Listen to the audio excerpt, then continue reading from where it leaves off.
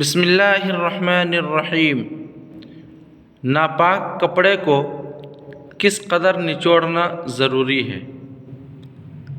اگر کپڑے میں نجاست یعنی گندگی جذب ہو جائے تو اس کو پاک پانی سے دھو کر 3 مرتبہ نچوڑنا شرط ہے، اور تیسری مرتبہ نچوڑنے میں اپنی پوری طاقت استعمال کی جائے کہ اس سے پانی کا ٹپکنا بند ہو جائے تو کپڑا پاک ہو جائے گا، اور اگر اتنی قوت سے نہیں نچوڑا تو کپڑا پاک نہ ہوگا۔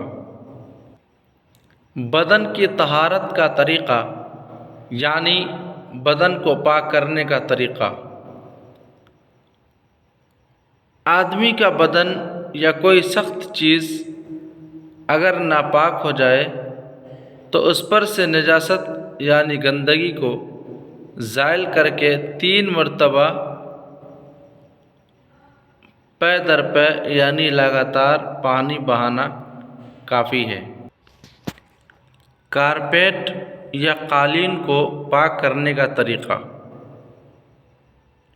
کارپیٹ، قالین یا بڑا فرش جسے نچوڑا نہ جا سکے، وہ اگر ناپاک ہو جائے تو اس کی پاکی کا طریقہ یہ ہے کہ اسے 3 مرتبہ دھویا جائے، اور ہر مرتبہ دھو کر اتنی دیر چھوڑ دیا جائے کہ اس سے پانی کا ٹپکنا بند ہو جائے۔